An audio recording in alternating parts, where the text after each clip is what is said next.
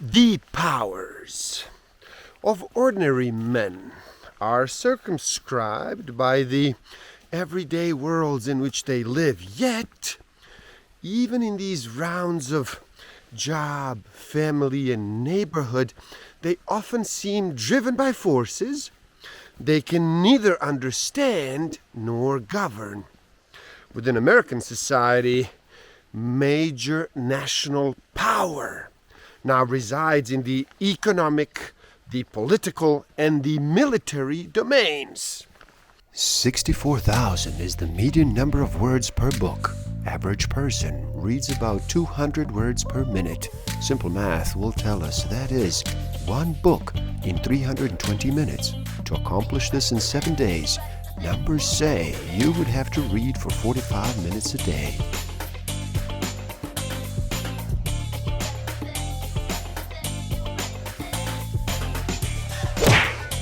Don't forget to subscribe. Hit that notification button, like, comment, and share. Enjoy. Welcome to the Book of the Week series. Every week as I read another amazing title, I share it with the world. My name is Igor S.F. Walker. Today, we look at The Power Elite by Wright Mills and Alan Wolfe.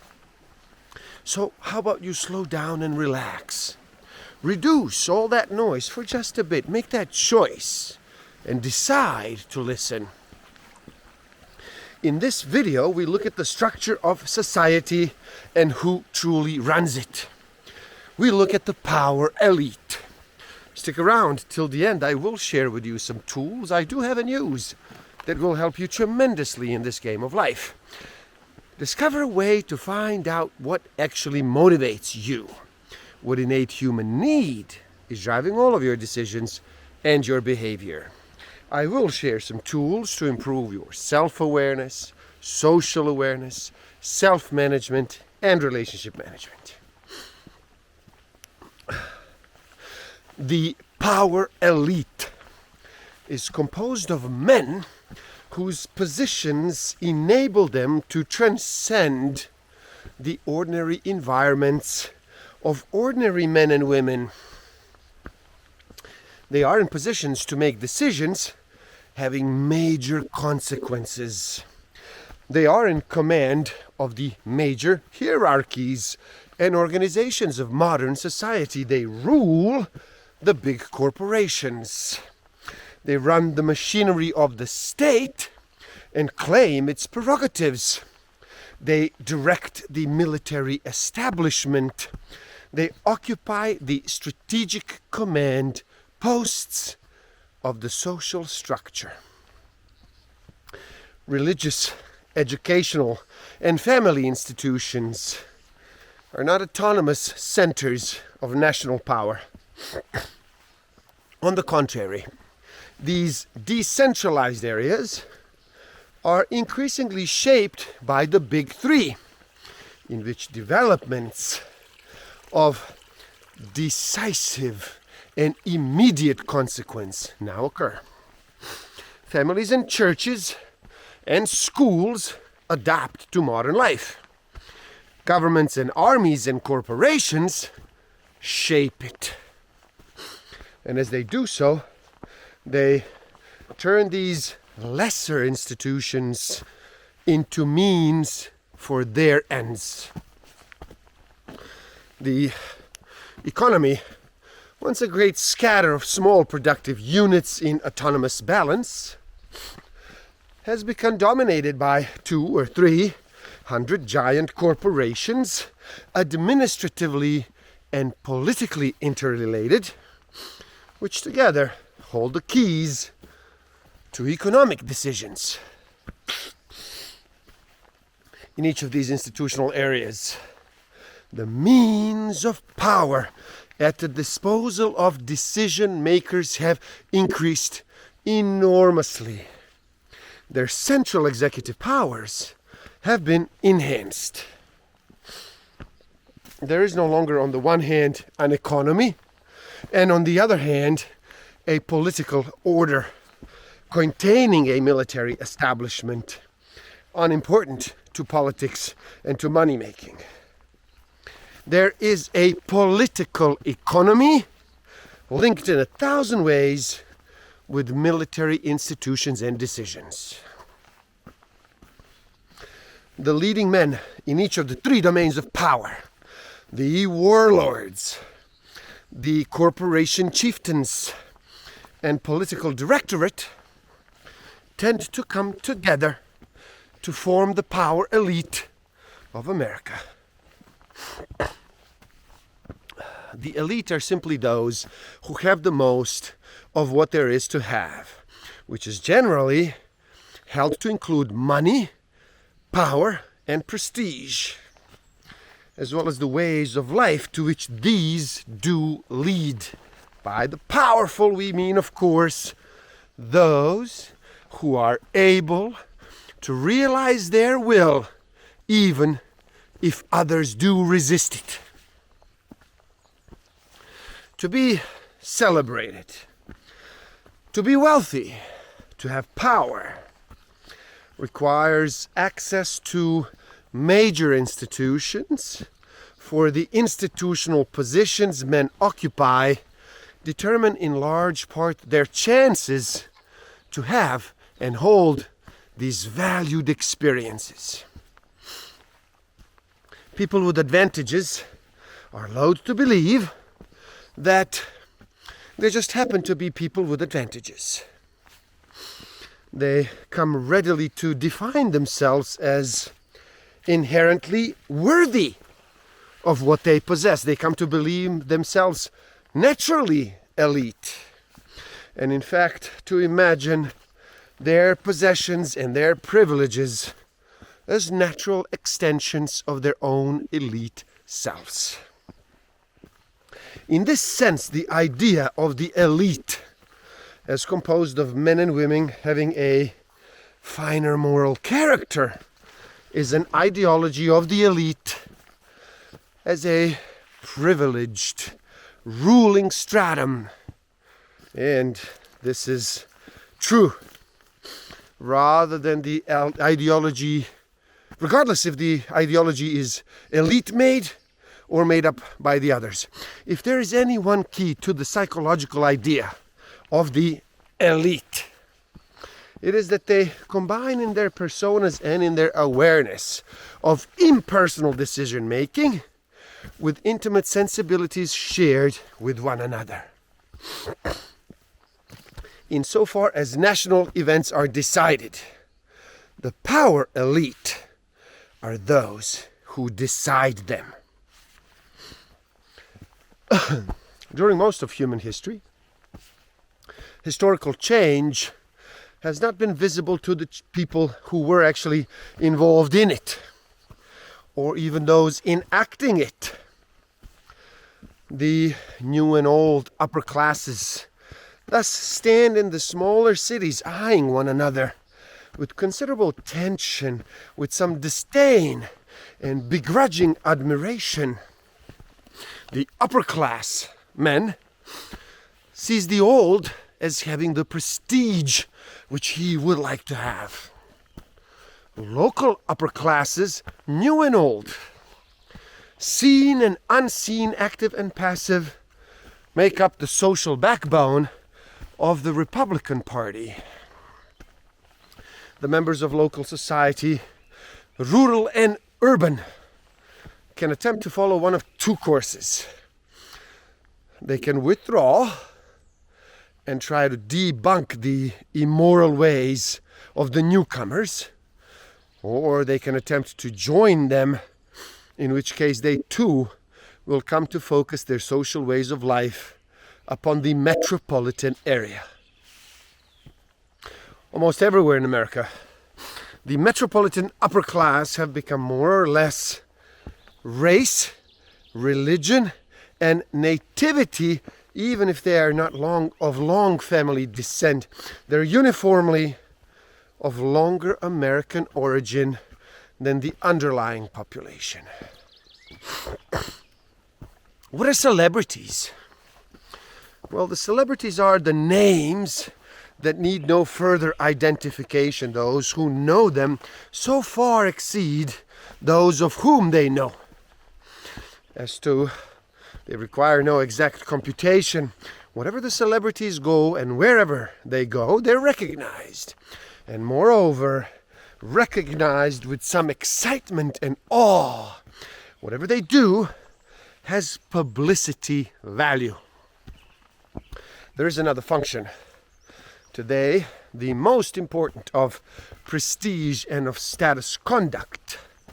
Prestige buttresses power, turning it into authority and protecting it from social challenge. The history of the middle class contribution to the very rich is a fairly stable one. In the 1900s generation, it provided 2 out of 10. In the 25s, the 3. In the 50s, again, the 2. But the upper class and the lower class contributions have quite steadily reversed themselves.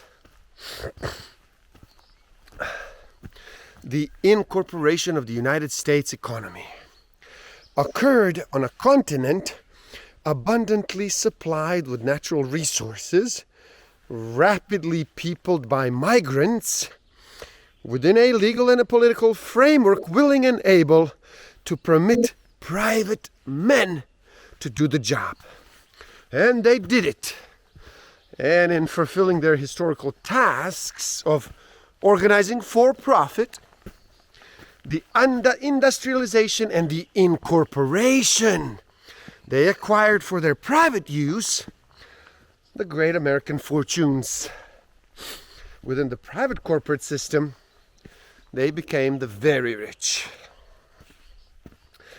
The corporations are the organized centers of the private property system. The chief executives are the organizers of that system. Americans like to think of themselves as the most individualistic people in the world. But among them, the impersonal corporation has proceeded the furthest and now reaches into every area and detail of daily life. In the development of major industrial lie, competition between many small firms tends to be the most frequent at the industry's beginning. There's then a jockeying and maneuvering, which in due course results in consolidation and merger. Now, out of the youthful competition, there emerges the Big Five or the Big Three, as the case may be. They're not immigrants, poor or rich, or even the sons of immigrants who have made good in America. The families of about half of 1950s executives settled into America before the Revolution. Now, perhaps the most important tax loophole in retaining current income is the long-term capital gain. When a military man writes a bestseller or has it written for him, when a businessman sells his farm or a dozen pigs, when an executive sells his stock, the profit received is not considered as income but as capital gain, which means the profit to the individual after taxes is approximately twice what it would have been if the same amount of money had been received as a salary or dividend. Individuals claiming long-term capital gains pay taxes on only 50% of that gain. Aside from capital gains, the most profitable tax loophole is perhaps the depletion allowance on oil and gas wells and mineral deposits. Those with enough money to play around may also offset taxes by placing money in tax-free municipal bonds. The rich man can also make a tax-deductible gift up to 20% of yearly income that is given to recognized charities is not taxed as income. There are other techniques that actually help the rich preserve their money after they are even dead, in spite of high estate taxes. For example, it is possible to set up a trust for a grandchild and stipulate that the child receive the income from the trust as long as he is alive, although the property legally belongs to the grandchild. 25 years ago, there were no more than 250 foundations in the entire United States. Today, there are thousands. America has become a country where individual pleasures and powers are bounded by small income and high taxes. There are incomes high enough to remain high despite the taxes. And there are many ways of escaping and minimizing taxes. All politics is struggle for power. The ultimate kind of power is violence. There is maintained in the national standing army an absolute distinction between officers and men. And the officer group has generally been recruited from among the ruling strata of the civilian population, or from those who sympathize with their interests. Accordingly, the balance of forces within the ruling strata has been reflected within the standing army. As politics get into the army gets into the politics.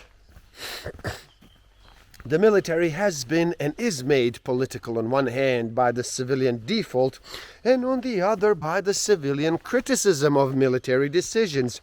The military establishment has, of course, long been economically relevant.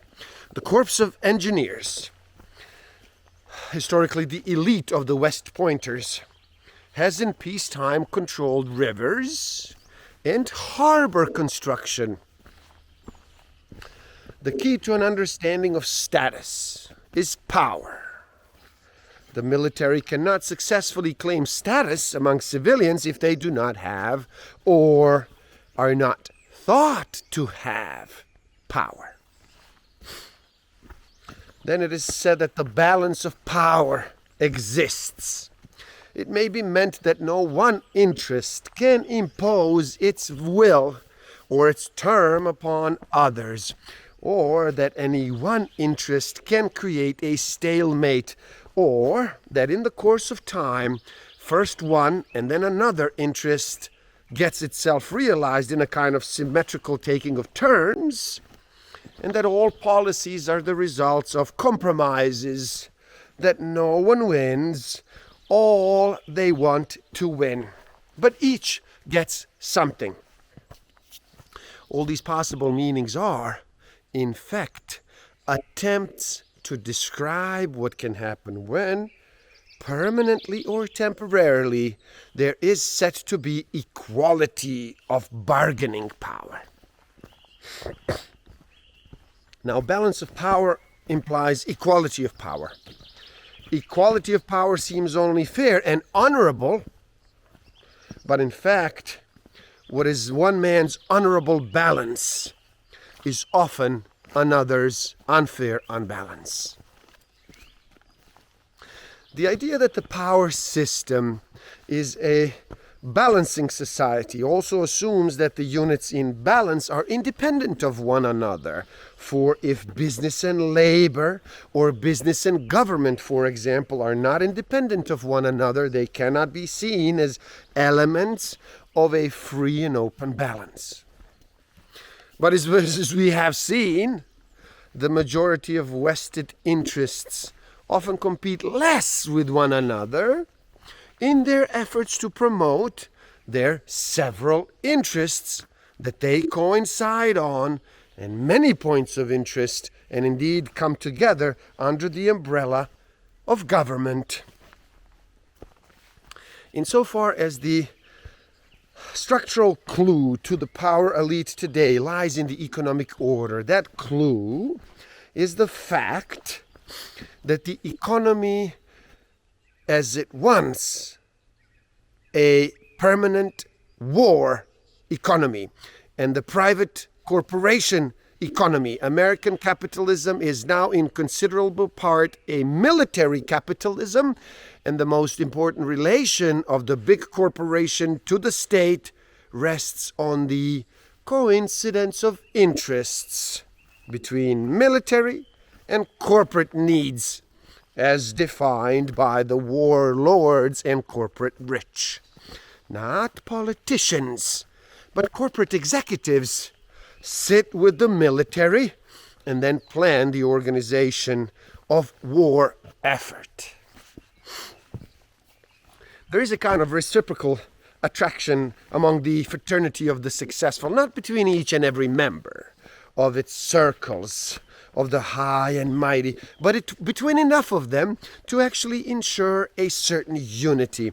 If social origin and formal education in common tend to make the members of the power of elite readily understood and trusted by one another, their continued association further cements what they feel they have in common. Public opinion exists when people who are not in the government of a country claim the right to express political opinions freely and publicly. And the right that these opinions should influence or determine their policies, personnel, and actions of their government. In this form of sense, there has been and there is a definite public opinion in the United States, and yet, with modern developments, this formal right, when it does still exist as a right, does not mean what it once actually did. More than that, number one, the media tell the man in the mass who he is. They give him identity. Number two, they tell him what he wants to be. They give him aspirations. Number three, they tell him how to actually get that way. So they give him techniques. And number four, they, the media, tell him how to feel that he is that way, even when he's actually not. They give him escape. The gaps between the identity and aspiration leads to technique and or to escape. That is probably the basic psychological formula of the mass media today. But as a formula, it is not attuned to the development of the human being. It is the formula of a pseudo-world which the media invent and sustain. The men of the higher circles are not representative men. Their high position is not a result of moral virtue. Their fabulous success is not firmly connected with meritus and their ability. Those who sit in the seats of the high and mighty are selected and formed by the means of power, the sources of wealth, the mechanics of celebrity which prevail in their society. They're not men selected and formed by civil service that is linked with the world of knowledge and sensibility. They are not men shaped by nationally responsible parties that debate openly and clearly the issues this nation and this world now so unintelligently confronts. They are not men held in responsible check by plurality of voluntary association which connect debating publics with the pinnacles of decision, commanders of power, unequaled in human history. They have succeeded within the American system of organized irresponsibility. And there you have it, the power elite. Now please, do help out. It is easy. Simply like this video so more people can enjoy it. If you have enjoyed it, like it, like it, like it. Share it too and spread the word. Do leave a comment and share your thoughts. Start a conversation. Subscribe to my channel and stay up to date. And the link to this book is in the description below. So buy it, read, never stop learning. Especially learning about yourself and nature. So gift yourself by taking the free human needs test on my website. And find out what actually motivates you, what innate human need is driving all of your decisions and your behavior. And if you feel you are ready to improve your self-awareness, social awareness, self-management, and relationship management even further, well then do check out my Master of Life Awareness program. The links are in the description below. Thank you. Love and respect.